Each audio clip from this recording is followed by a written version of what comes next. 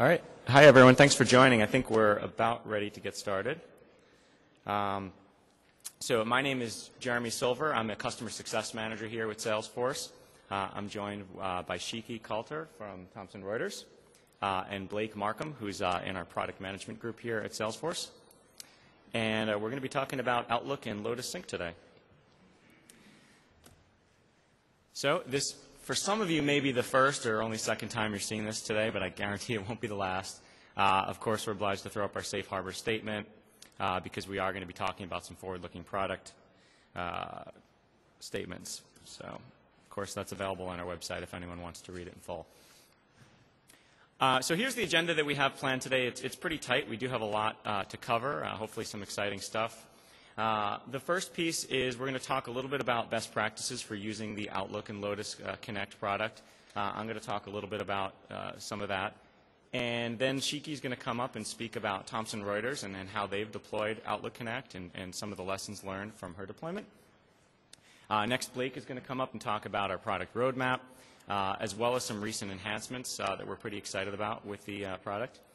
And then lastly, we'll wrap up with some additional resources, a couple key takeaways, and hopefully have a few minutes at the end for Q&A.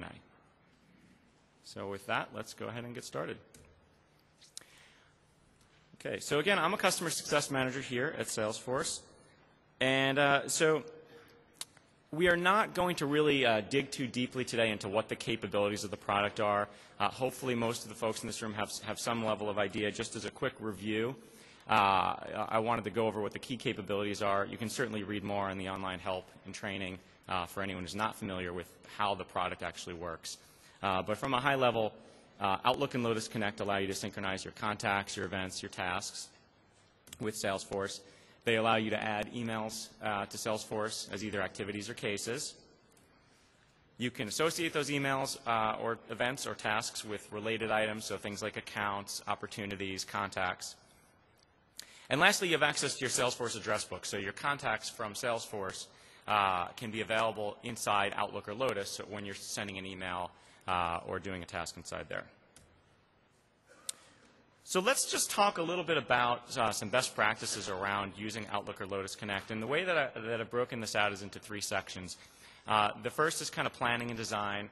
The second is rollout. And then we'll talk a little bit about ongoing support and administration. The first piece here is, I think, probably the most important, which is planning and design, and frankly, probably an area that a lot of customers have traditionally not focused as much on as maybe they should. And this is an important area, I think, even if you're already using the Outlook or the Lotus connector. And I'll tell you why. A lot of times people, as I said, have rolled it out without perhaps thinking a lot about how it should be configured or how it should be leveraged and what the best configuration is. And it's important to have that thought process. So even if you've already rolled it out, you may want to go back and take a look at some of these things that we're going to talk about to make sure that you've got it set up properly. And so the first thing that I would really suggest doing is to model a day in the life for your users. Find out where they're logging in from. Hopefully it's not where this guy's logging in from. Find out how they currently manage tasks, events, and contacts. Again, hopefully not looking something like that, right? You know, are they using Outlook or Lotus? Are they using Salesforce? Are they using nothing? What is their day-to-day life like today? What information do they need to be where? So are people going into Salesforce to look at their activities? Are they managing their tasks in Salesforce? Are they doing reporting off of those types of things? Are they going into Salesforce to access their contacts? Or conversely, are they looking in Outlook for those types of things? Are they using the contact list in Outlook? What needs to be where for the users? And it's worth saying that when you're doing this and you're looking at the day in the life for your users, it could be different for different types of users, right? You might have some people that are on the road a lot that are going to have a very different style, very different answers to these questions than folks that are sitting at a desk. Now, with that said, you don't want to segment your users down to a segment of one. You know, you don't want to have a different configuration and a different set of rules for every user. You want to sort of segment them into as small number of groups as possible, but it may be more than one group. The next piece to understanding how you want to deploy the Outlook connector is really what are your management requirements for things like reporting and tracking. So what types of records do they want to see in Salesforce?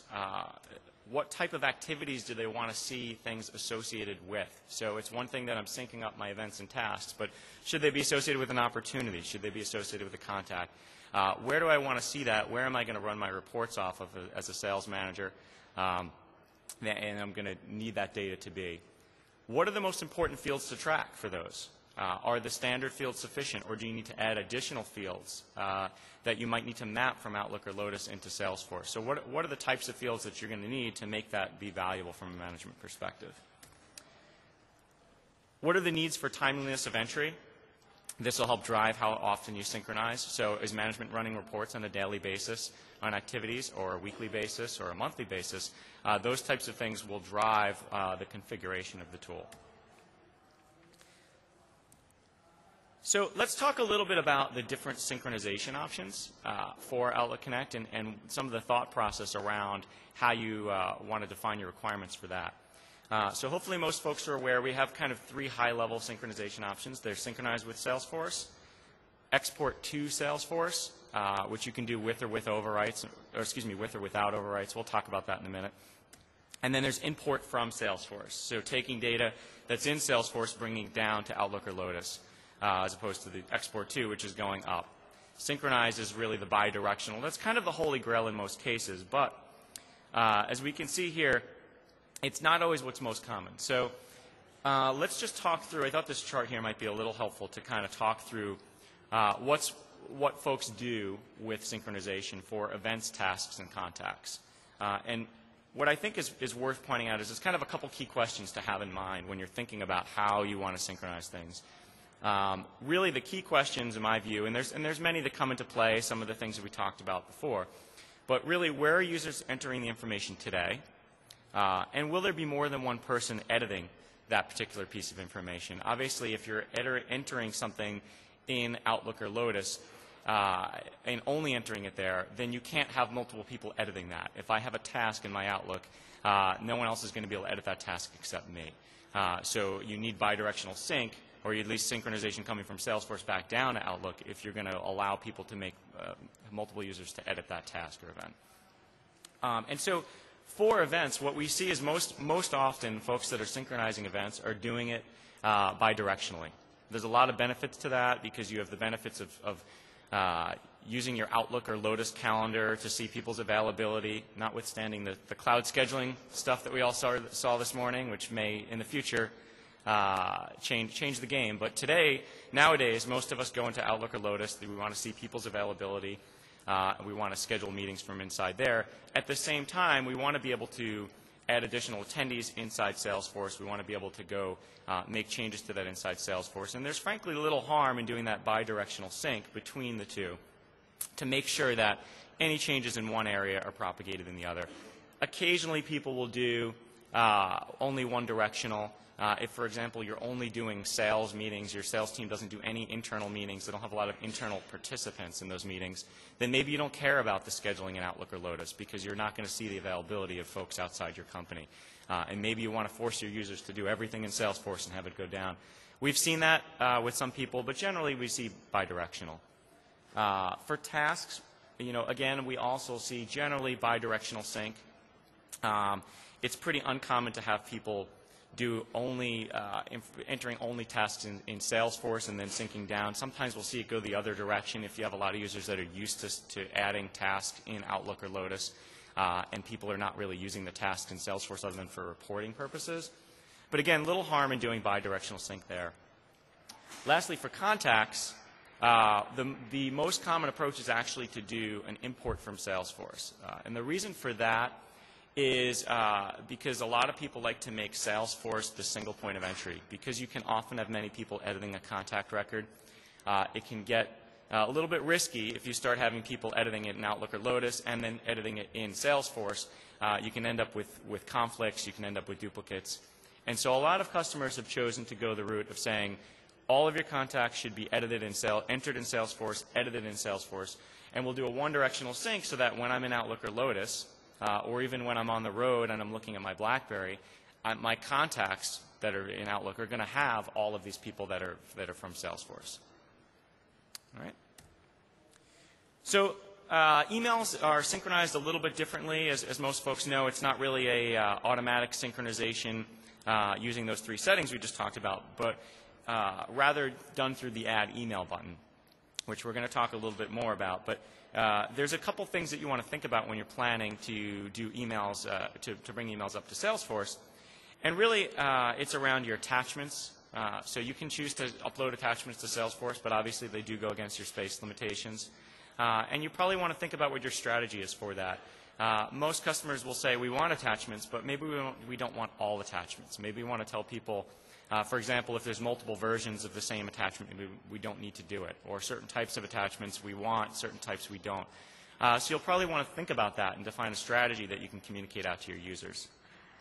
You can also set default related to search options that'll make it a little quicker for your users. So for example, if every time someone uploads an email, they're always associating with an opportunity, you can default the search criteria. So when they go to add that email and they associate it, it'll automatically allow them to search for opportunities instead of, say, accounts.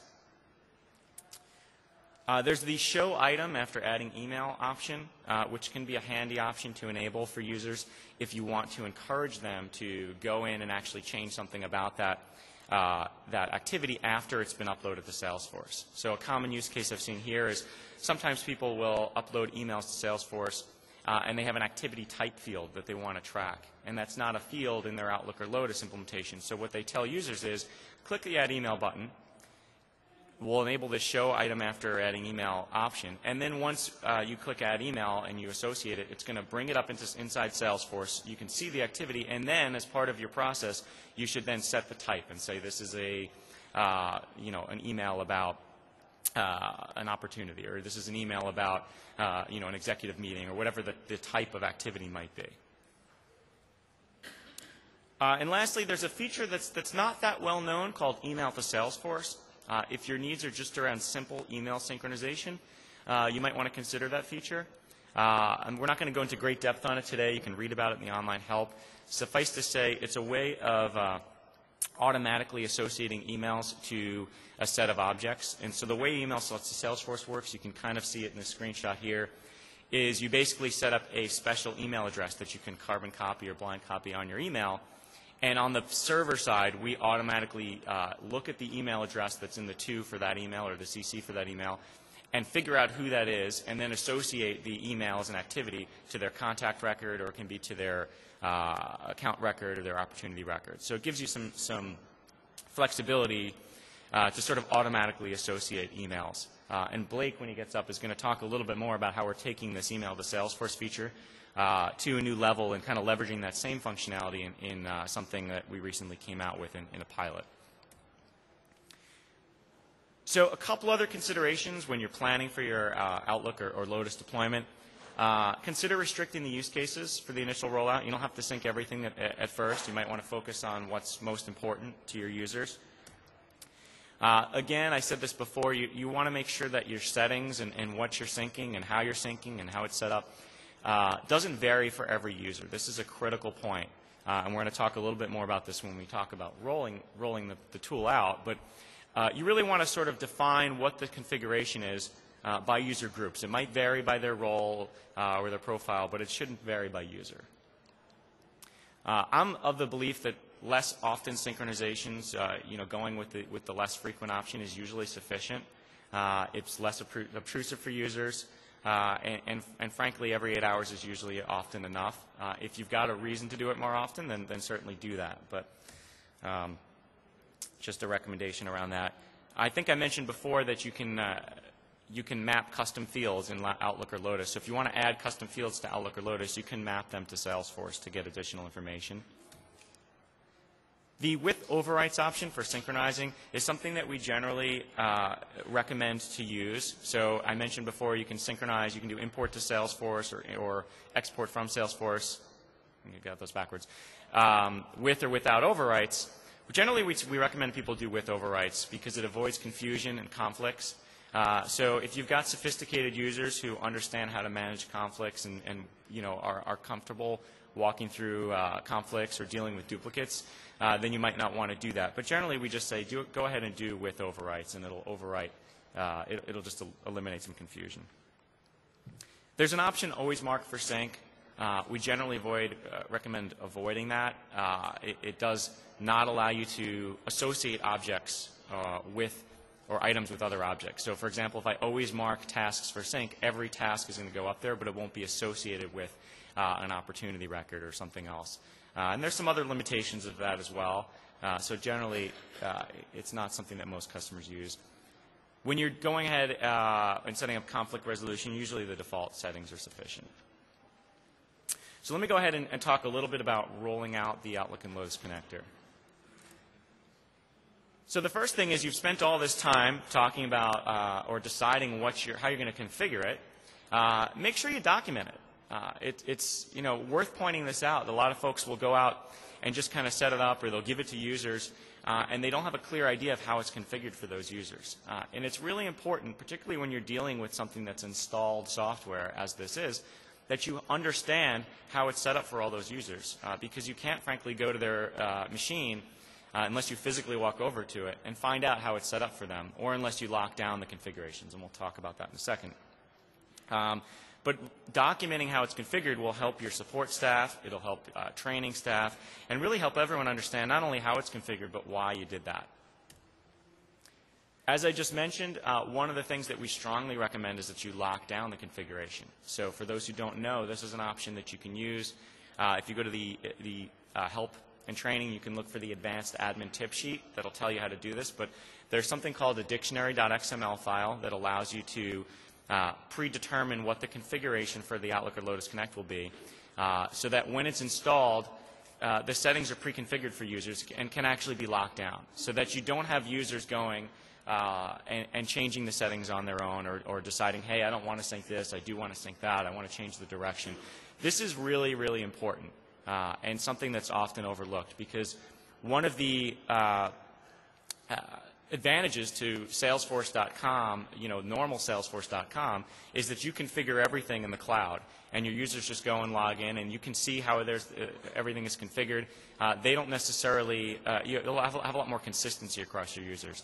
When you give a piece of software to end users and you allow them to install it on their machine, you lose some of that control, and it can get really difficult to support. It can get really difficult to debug problems. And frankly, it's a hassle for the users. Most of the users don't want to take the time to figure out how they should configure their Outlook connector or go and start playing around with settings, right? So locking this down really saves you a lot of trouble.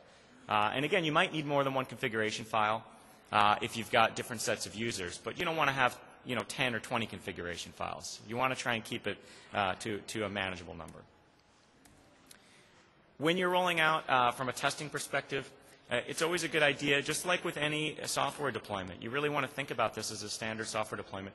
Pilot it with a representative sample of users. So find some key power users who are going to be able to walk through and make sure that you've got it configured right. You can test some common use cases with them to really validate that.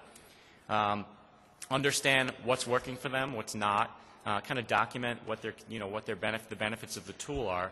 That's going to really help you later on with training. And again, you can use those same pilot participants to actually help with the training and help educate their peers.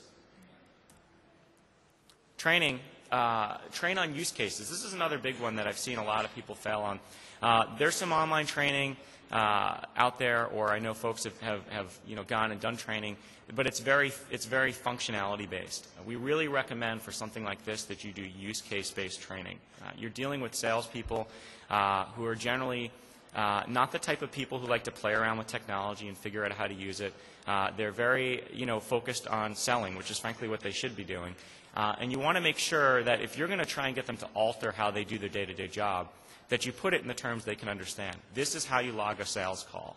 This is how you add a contact or edit a contact. So kind of walk through what are their actual use cases from this day in the life research that you've done to make sure that you're explaining to them in their terms what they need to do and how this is going to make their life easier.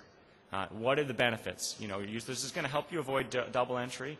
This is going to help you share information with your team so that your manager is not calling you up and asking you questions. It's going to be in the app. It's going to save you time. You're going to get much more accurate reporting and tracking about what you've been doing, making sure that they understand that there's actual benefits for them, and that's why you're deploying this. So it's not something that's going to be more work for them, but hopefully something that's going to save them work. Again, leverage your power users from your initial testing.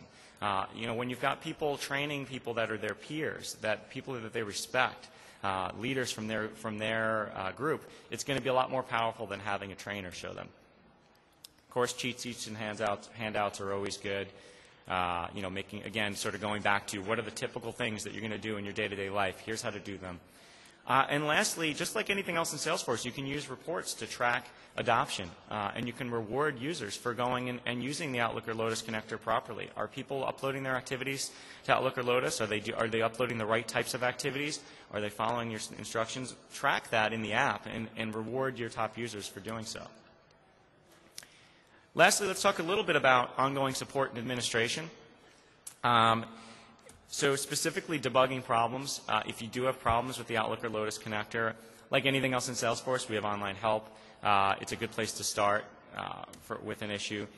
You can also turn on logging. A lot of folks don't realize this, that it's turned off by default, but there is logging for synchronization. So you can turn that on in the registry.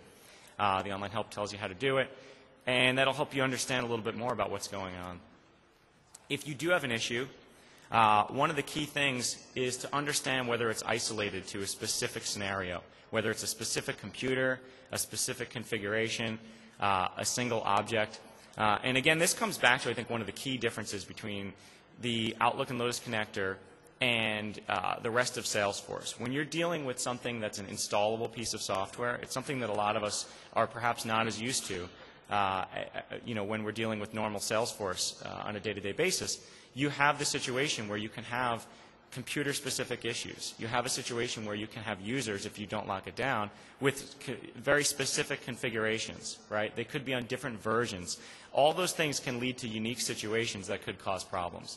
So again, reinforcing why you should try and lock that down as best possible. But when you're debugging problems, look to those types of things. Is this happening with just one person, or is it happening with a lot of people?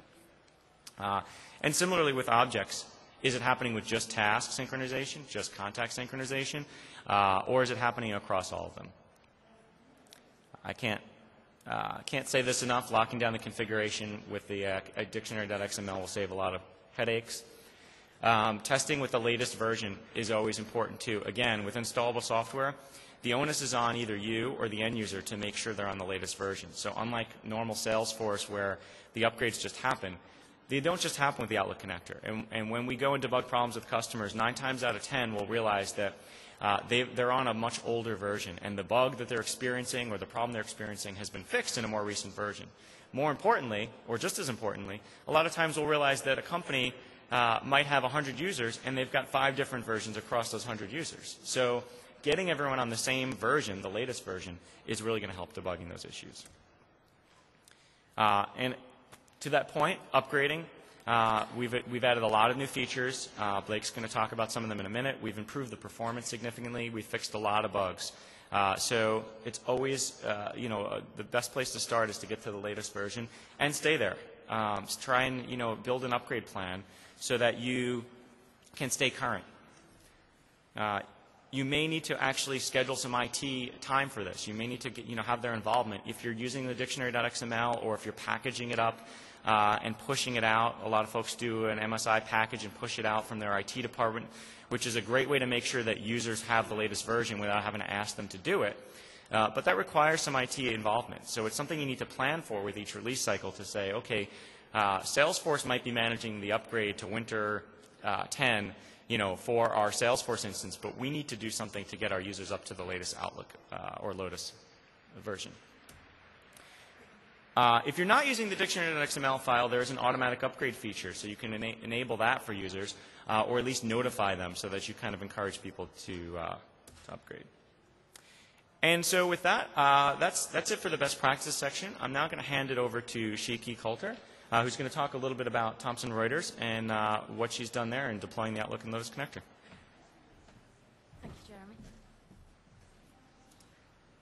Okay, I'm Shiki Coulter. I work at Thomson Reuters. I hope you can all hear me properly and clearly. I work as a sales business process consultant. I've been there for just under a year, coming up to a year. And we've successfully rolled out synchronization between Outlook and Salesforce.com. Just to begin with, I'd like to give you a quick quick update on what Thomson Reuters is all about. Thomson Reuters, we provide critical, intelligent information to businesses and professionals to allow them to make key decisions. We use Salesforce.com. We have an internal name for it called Trust. Trust stands for Thomson Reuters Unified Sales Tool. And we have rolled this out to 3,000 users across 112 countries.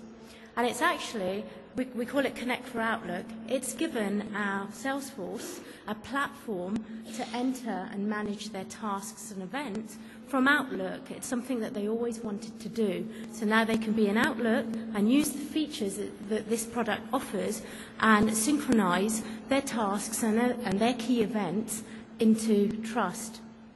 We've rolled it out, it's been deployed. Out of the 3,000 users, we have some very high adoption rates among certain regions, but within other regions, the adoption isn't so high. So they're learning from the regions that have adopted it and are really in full force and using it. What it's allowed us to do is avoid dual keying. This is one of our key challenges, to try and get tasks and events in Outlook into Trust without having our Salesforce dual key information. So what were our key business objectives? Well, they were to log global sales interaction in the form of meetings into Trust. What this has enabled us to do is set future incentives and measures against our Salesforce to see how we're servicing a client. How many meetings are we entering against a particular client?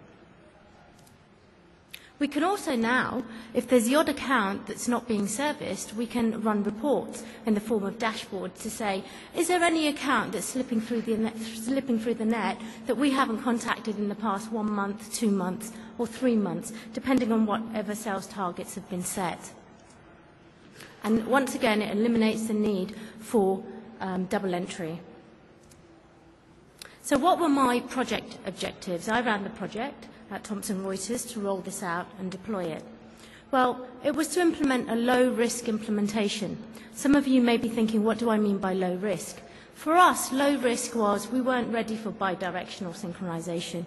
We weren't ready for contact synchronization. What we really needed as a business was the ability to synchronize our tasks and our calendar events from Outlook into Trust.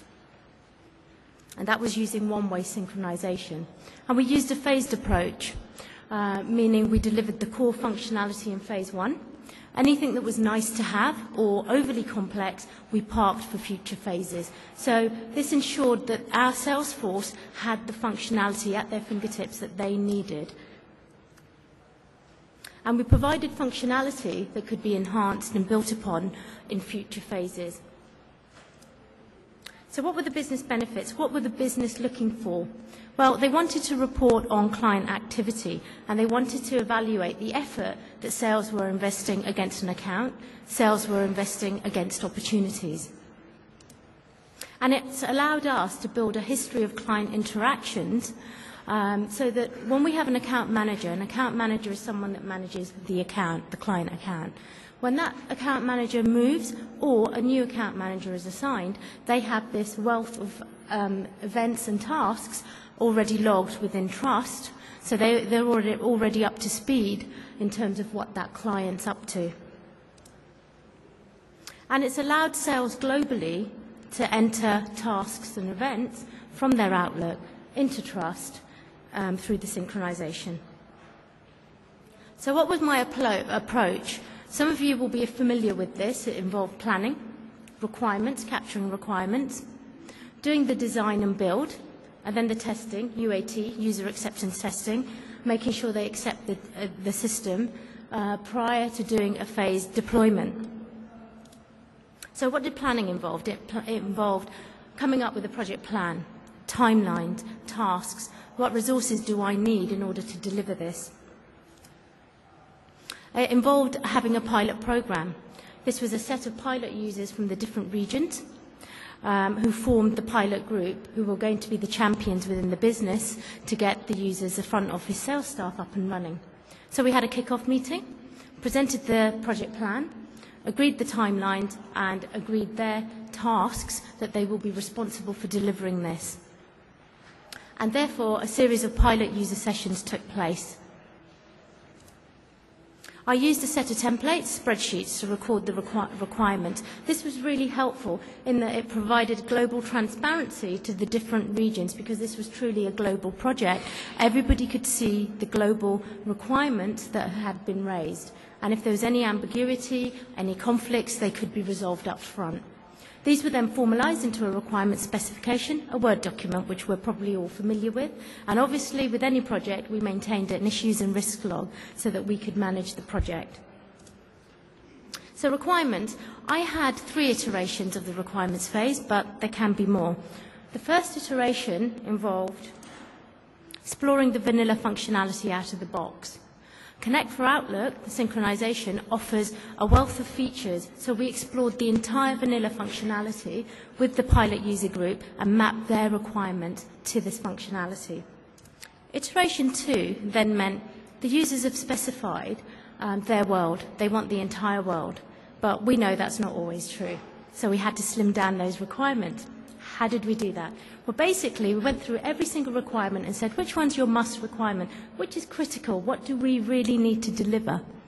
Then what should we look to do? What's a high priority for you that will help you do your day-to-day work better? And then what are your nice-to-haves? What could we do?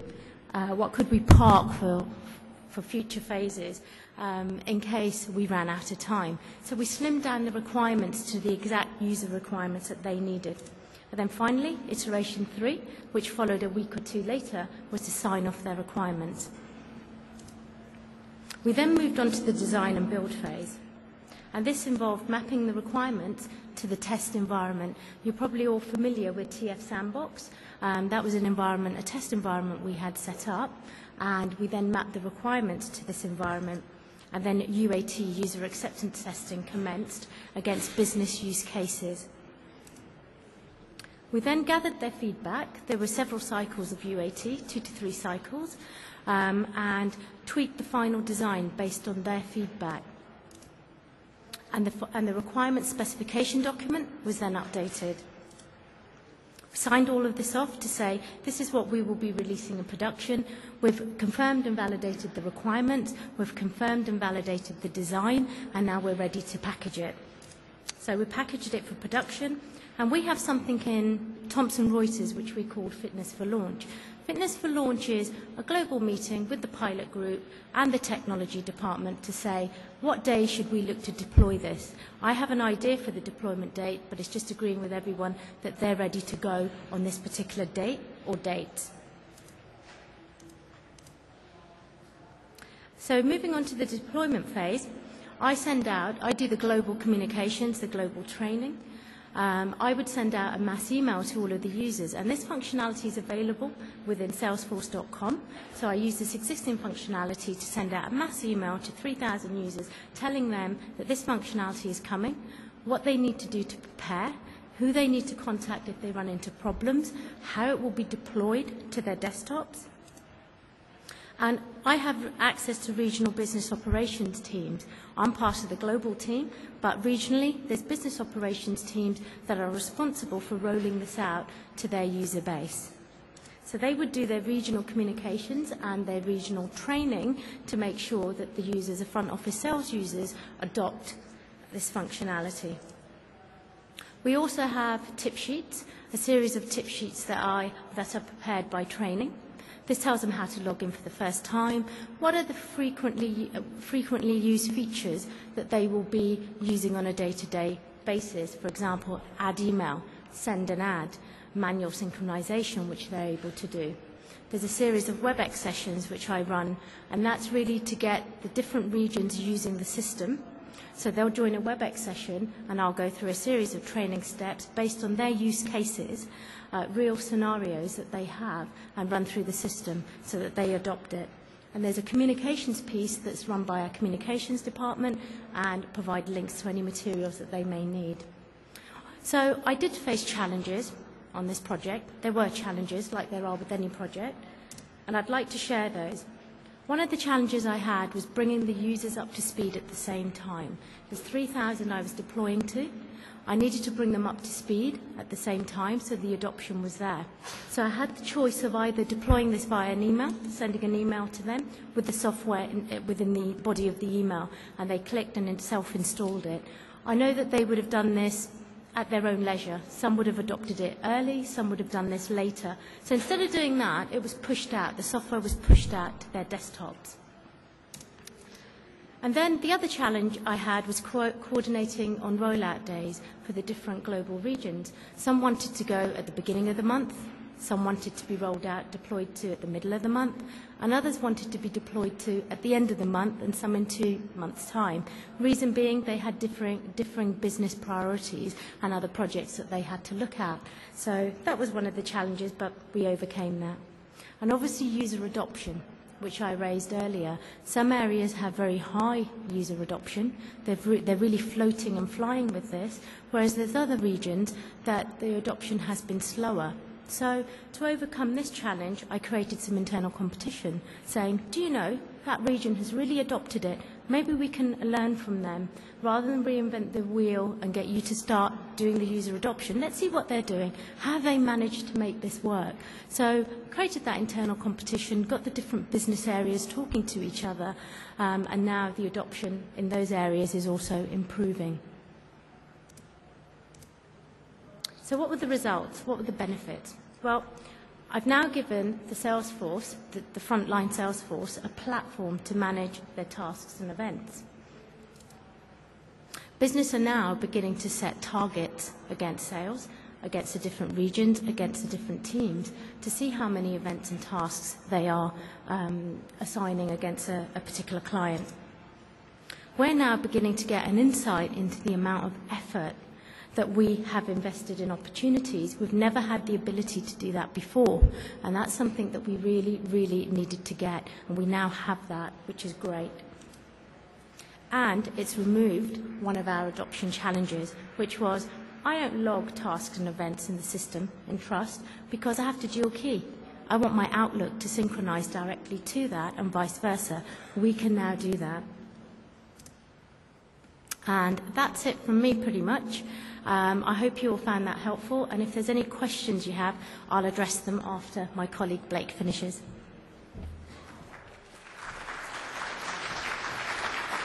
Thank you, Shiki, for sharing your wisdom with deploying Outlook.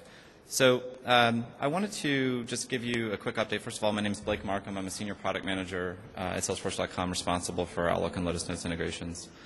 So I wanted to give you a quick update on some things that we've recently delivered for Outlook and Lotus Notes integration. So in the spring release, so you may remember actually back in the fall we redesigned Contact Association to make it more usable, require less clicks, and make it a more seamless experience to get the association completed. We took that functionality and applied the same look and feel to the spring release. So tasks and events now can be associated using this new UI. That was included in the spring release, as well as some bug fixes, which we're always doing with every release. In the summer release, we made a minor enhancement to the add case functionality. So it's kind of hard to see, but you'll notice below the case owner, there's a checkbox there to use the assignment rule. So basically, if you don't know who you should assign the case to, you can use that check that assignment rule box, and then any assignment rule that's active in your organization will kick off and assign the case appropriately. We also had a significant number of bug fixes that we included in the summer release. I think we fixed over 40 issues that had been reported by customers. So we did a really big maintenance release in the summer release. In the winter release, we've been focusing quite a bit on Lotus Notes. So if you're a Lotus Notes shop and have been waiting on Notes 8 and 8.5 support, we appreciate your patience. It's finally here. We released this on October 19th. This includes support for both the basic and standard configurations of Lotus Notes. If you're running the standard configuration, you get a new toolbar, which you can see there at the top. So we've enhanced the usability of the product as well, so there's less clicks for your users if they don't have to go into the Actions menu or right-click anymore to mark a record or add an email. So if you're not aware of this already, please go check it out. So that's some of the things that we've been working on in recent releases. And I wanted to spend just a few minutes with you talking about some of the things that we're working on. So as you heard, if you were in the keynote, George Hu mentioned a new version of Outlook integration. And of course, I'm already behind on my branding here. But that's the nature of Salesforce. And this new product is going to offer administration in the cloud. So this is George didn't mention that. He just did a quick overview of how the product works.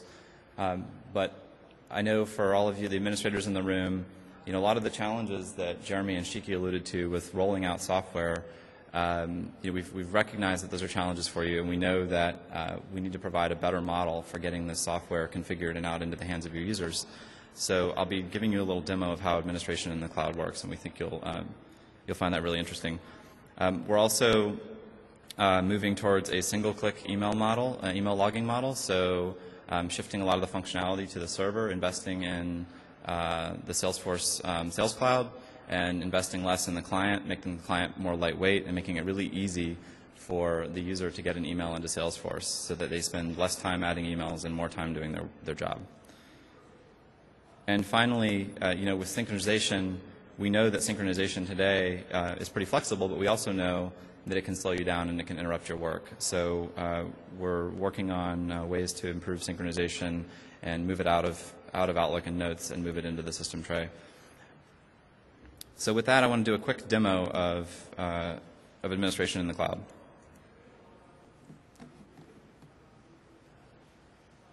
So in the winter release, we're doing a pilot of Salesforce CM for Outlook, and we'll continue that pilot and make it more broadly available in the spring release. If you go into administration setup, you'll see a new or renamed area. It used to be called offline administration. We've renamed that to desktop administration. And within that is a new Outlook configurations area if you're using the product.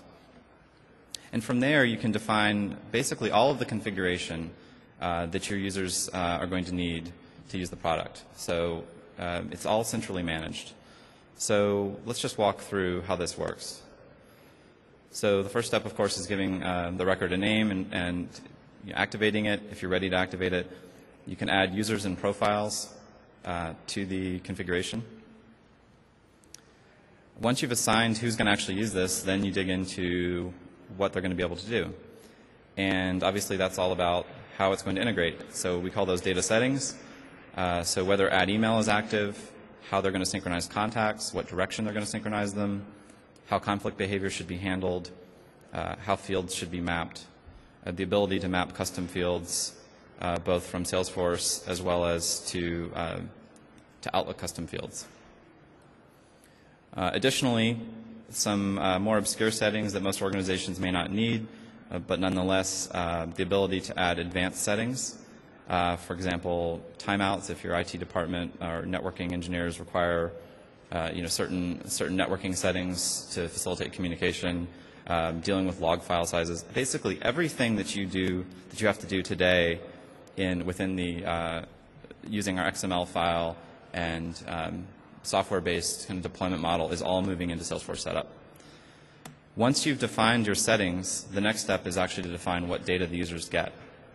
So the two main challenges that we continue to see are not just getting the configuration in the hands of the users, but making sure, as Jeremy spoke to, consistency, making sure users are all doing the same thing, and making sure they're getting the right data. So once you've defined the configuration, the next step is going to be defining what data they're going to get. So if you've used our mobile product, you may be familiar with the data set concept. So I'm going to actually edit this data set and show you how this works.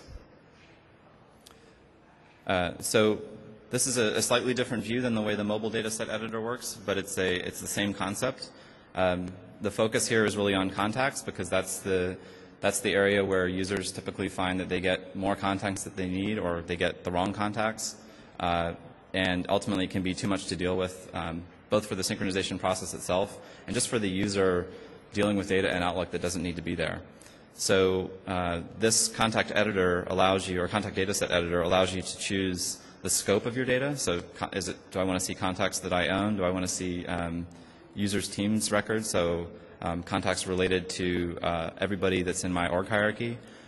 Maybe I'm more of a sales team-centric organization where I want to see contacts related to users' teams records or just opportunities that the user owns. So you basically define the data based on the users of this configuration, and then you can drill down and filter by additional fields. So this is a very trivial example of a user or configuration where all the users are going to get contacts that they own, contacts that are connected to opportunities that they own, and contacts that are in a certain zip code, right? So once they've defined that, they can also define the event date range. So once that's been saved, that's the extent of the configuration for this new product. Once it's configured, when the user, all you need to do is get the product installed onto the desktop, and all the user needs to do is connect and log in, and it automatically will retrieve all of this configuration and behave appropriately. So there's no XML, no management of configuration. So hopefully this will, as we move forward with making this more generally available, this will make it much, much easier for you to get Outlook integration in the hands of your users. I also wanted to just show you two other points speaking to the adding email with a single click and synchronization. So in this example, you'll see we have a new button that will be displayed on the ribbon. And clicking this button will essentially do exactly what our email to Salesforce functionality does that Jeremy mentioned. It basically will just send this message automatically to a special address in Salesforce. The user doesn't need to worry about what that address is. We manage that completely for the user. It will automatically link it to a lead, a contact, or optionally to an opportunity, and basically do a lot of the work for them so they don't have to spend as much time searching for records. From a synchronization perspective, we're moving the synchronization engine into the system tray. And so by moving the synchronization functionality out of Outlook into the system tray, you're going to experience more productivity because you don't have to deal with the progress bar coming up. If you're scheduling your synchronization, it won't interrupt you. It'll just happen in the background. We'll sync as frequently as we can because if it's not interrupting you, then we might as well keep the data in sync as much as possible. And so really this menu, the system tray menu, is something that users really won't ever need to look at unless there's a problem or unless they want to change their settings. So this is just a quick glimpse of what this new product does from an end user perspective. We have a session this afternoon scheduled at 3:30. It's called Ready to Rock Your Productivity. It's in North 133. I'm sure the schedule will adjust as usual, as it usually does here. But if you want to come to that session, we'll be doing a much more detailed demonstration of the actual end user functionality. So we're currently piloting this functionality in the winter release. That pilot's full. We're going to be continuing to pilot it in the next release with enhanced functionality. And I'm going to jump into a little bit of a roadmap update to let you know kind of where we're going to go with this.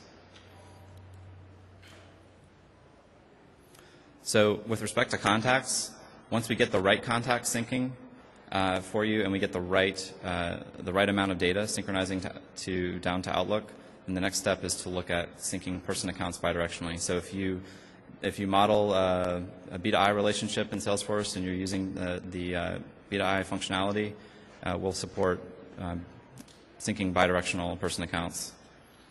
For events, we know that there's a bit more to do with respect to events.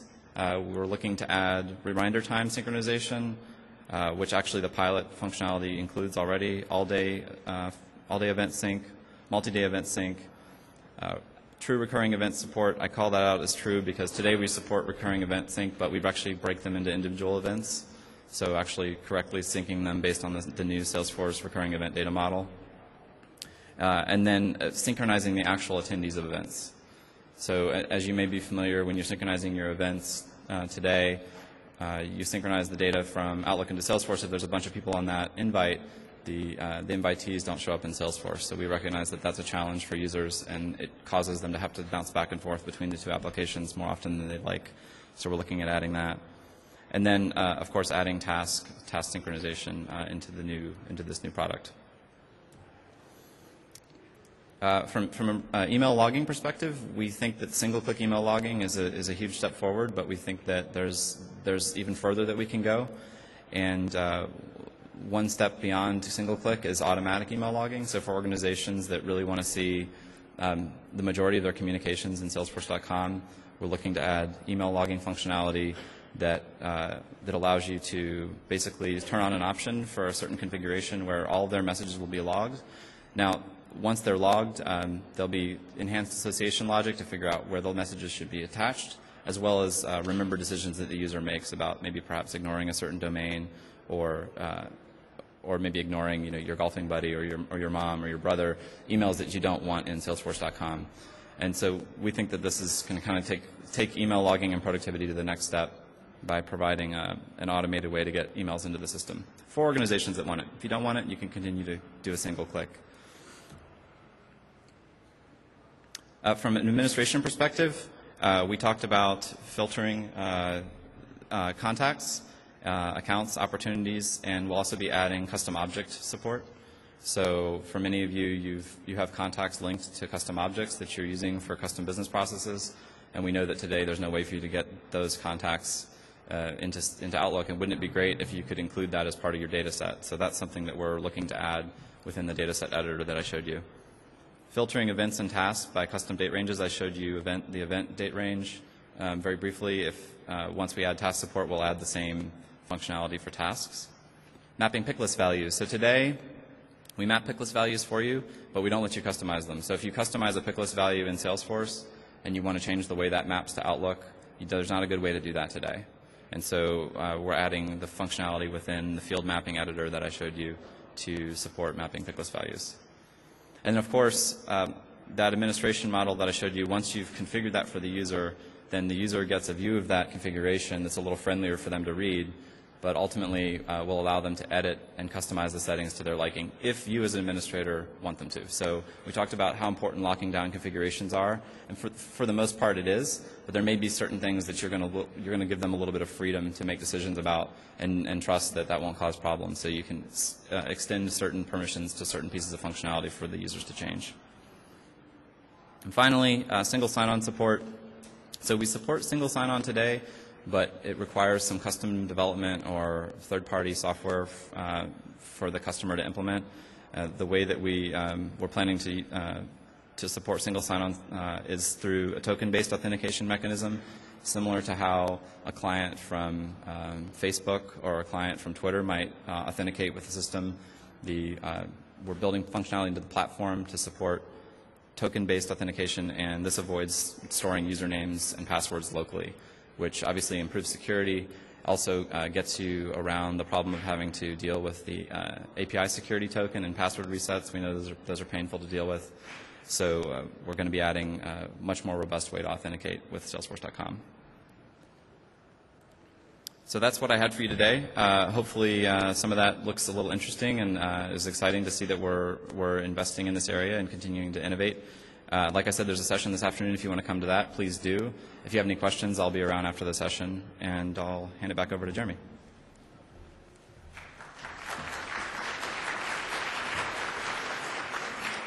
Thanks, Blake. That was some really exciting stuff. So lastly, I was just going to go through a couple additional resources, some key takeaways, and then hopefully we'll have a couple minutes for Q&A. So just quickly, everyone hopefully knows online help and training. We've got plenty of information on Outlook and Lotus. There are some tip sheets there and facts, frequently asked questions, as well as links to release notes. The Salesforce.com community site is always a great place to go to search for help on everything Salesforce and best practices for existing customers. And there are some presentations there around Outlook and Lotus, as well as links to our discussion forums and some online training. Again, yeah, some online training videos that you can go and watch, which are a little bit outdated, but still pretty helpful, I think, at this point, and we'll probably hopefully be updating those soon. And so lastly, just a couple key takeaways just to highlight from the session that hopefully everyone will walk away with. I think it's critically important to really take the time to understand your user requirements and management objectives before your deployment. You saw Shiki, the success she had in spending some time up front with that planning process. We talked about locking down settings and getting, being consistent across your user base. considering a pilot, again, something Shiki did with great success at Thomson Reuters. Training, making sure it's use case based in language that salespeople understand. Tracking and rewarding proper usage. And don't forget to upgrade. Stay on the latest version so you can take advantage of some of the features and functionality that Blake talked about. And so with that, I think we're going to go to Q&A. Before we go to Q&A, we don't have a slide on it, unfortunately, but I just wanted to remind everyone that your feedback is very important to us. Instead of doing paper-based feedback forms this year, we're actually doing them electronically. So I understand there's feedback stations around the conference, and if you go and fill out, provide feedback there, I think you can win iPod Nanos, I believe. So we would definitely appreciate your feedback. On this and any session here at the conference. And you can also do it on the Dreamforce portal as well if you go to the website. So with that, I think we've got 4 minutes left. We'll take Q&A from anyone who's got. There are 2 microphones here, so what I would ask is if you have a question, if you could come up to one of the microphones there. And for anyone we don't have time to answer during the session, we'll stay a few minutes afterwards as well. All right, so go ahead. Yep. Yep, I have a question. I'm a Lotus Notes user, and I saw some great things with Connect for Outlook. Are there going to be similar plans to do something similar with Lotus? Yes, eventually. We've, as you saw with the Lotus Notes 8 support, we actually invested quite a lot of time. I don't know if you noticed, but some of the things that we've delivered for Outlook as of late have been mainly bug fixes, and that's because we've been working quite a bit on enhancing Lotus Notes. Adding support to Notes 8 and 8.5 was a pretty significant effort and required quite a bit of change to the product and re-architecture. We actually worked pretty closely with IBM. So the plan is to get our Outlook integration where we want it to be, and then move on to porting some of those enhancements over to Notes. Okay, great, thanks. Yep. A lot of our salesmen are global, and they don't always have internet connection, so they use the offline briefcase. So they also use their Outlook offline. They don't seem to work when they're offline, all these features. So how does the offline briefcase work with synchronizing tasks and adding emails when they're offline? So, you can synchronize. You obviously can't synchronize when you're disconnected, but once you reconnect, you can synchronize the data that you've changed. We recognize that adding email, though, there's really not much you can do with that email right when you're disconnected. One of the things about the new functionality with the new Salesforce CM for Outlook is that the way that we're actually sending that message to Salesforce is through email. So if you are offline, it will just go into your outbox, and when you reconnect, it will go to it'll go into Salesforce. It's in pilot today, and it will be in pilot, in expanded pilots. If that's something you're interested in, talk to your support or customer success manager. So I just wanted to confirm, you're targeting summer 2010 for GA for the new functionality? That's right. We're expanding the pilot in the next release with bidirectional contact support, and then we're looking to make the product generally available within the next few releases after that, hopefully by summer. So if we haven't implemented at all yet, would you recommend waiting until... That's a tough question. Maybe we should talk briefly about what your key requirements are. Okay. And how much change that would introduce to your organization. I was just wondering if your Outlook Connect is now supporting 64-bit operating systems, and also when you have a related to, if you can do custom objects, if you can now search the custom objects for relating it to it. So so her question, if you couldn't hear it, was when will we support 64-bit? That was the first part, and then the second part was custom objects for relating emails? Yes. So we support that today. So if you don't know that that's there, it is. It's just the custom objects appear, and that's good usability feedback. The custom objects appear below the other objects that are listed. So obviously you have a lot of objects in your organization. You may not see the custom objects in the bottom of that list, so you have to scroll down to find them and then search for them, but they are there. With respect to 64-bit, we're looking to add that into the new product. It's probably not going to be added to the old product because of the amount of change and reworking of the old product that would be required. We recently rolled out Connect to a client, and they wanted to share all of the contacts amongst all of the users. So we added them to, I think it's called like a public group, and then that way like everyone got everyone else's contacts that were in Salesforce. But we ran into the 15, I think it's 15 user limit. We were wondering if there's a workaround for having when there's more than 15 users, and if that restriction will be lifted at any point in the near future. So the way we plan to address that is through the new dataset functionality that I showed you. Okay. We think that that's really the right way to address that problem. Now, initially, we don't have group. You might have noticed we didn't have selecting group as an option when you're building your data set. But we think that, and this is where we need feedback, but we think that really if we provide more detailed field-level filters and filtering by objects and custom objects, the need to actually group will go away, and that functionality will be, not as useful. But that would be interesting feedback if you think that going forward, even with data sets, that you would want to see groups. Okay, thanks. Yep. I know we're over a bit on time. How many questions? Maybe I guess take two more. Okay. Just a quick question. You'd mentioned in the presentation that you could actually synchronize attachments in emails. Okay, and I'm wondering if that extends to the other objects like events, and if anyone in the forum have come across any